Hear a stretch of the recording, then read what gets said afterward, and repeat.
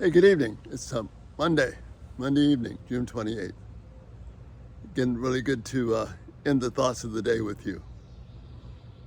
I want to look at a passage again in John because it describes Jesus. It's in the first chapter, the first 5 verses. Verse 4 says this, speaking of Christ, in him was light, and that light was the life of the world. It's the life of men. And men meaning all people. We live in a dark time. People, as the Proverbs say, are stumbling around. They don't know what makes them stumble. They keep trying one solution to the next. And yet they continue to stumble and walk in darkness. But Jesus is the great light that gives meaning to life. If we're going to walk in his ways, we need to be about light. Otherwise, we're going to be extremely frustrated and upset. We're going to be discouraged with ourselves, with the Christian life, with our family, with our kids, with our friends, anyone. Because we're not representing Christ, which is what we're called to do. By establishing the friendship that he made with us by virtue of the cross, by defeating the enemy, he made it possible for you and me to live as people who reflect him, his light.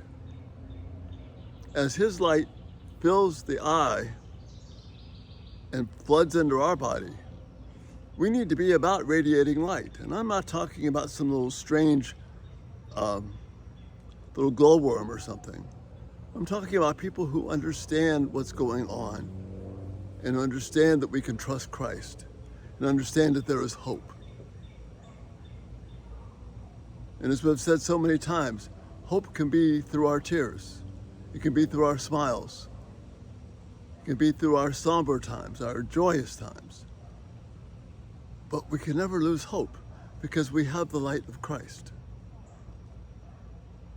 And I love this time of year right now because I'm able to shoot with we can see the sun, and that is the light that God gives to us. Only his light is more powerful. Pray that you and I will be people who are about giving light, not about darkness, not about doom and gloom, not about how terrible everything is. So often, yes, we need to preach sin and we need to be concerned about sin and issues, but more than likely what we need to be about, more importantly what we need to be about, is projecting light. Not bondage, not darkness, but light. Because Jesus is light. And his light is our life. And that's what God's called us to. I pray that you would be able to sort through the darkness and find the light of Christ. So that when you interact with others, when you have thoughts of despair and discouragement, and we all have them. I've had them today. We all have them. But then that light of Christ, which is in his word, shining ever brighter to the full light of day, as Proverbs says, gives us hope. It gives us a distinct, unique message. When everything around us seems dark and dreary and lost,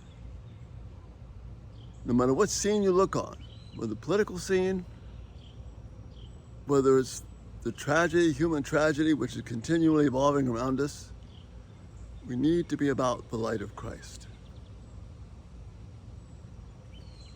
We'll never do it perfectly, but we can be a reflection of his light. We can shine brightly. God calls us to that. And this night, in your relationships, in your closest relationships, may God give you a spirit,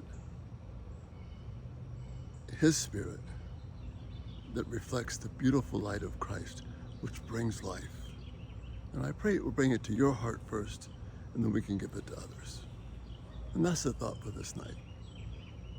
I'll be traveling tomorrow, so I probably won't be able to do a video at all, so I'll probably catch up to you on Wednesday, Lord willing. check out our website, everydaytalk247.com, and then check out, go to the YouTube channel, turn on post notifications so you can get these videos automatically. Again, thank you so much for being here, and thank you for your encouragement through this move. Not done yet, but we're getting there. May you know the light of Christ so he gives you life and life to those who love. Have a great night. Bye-bye.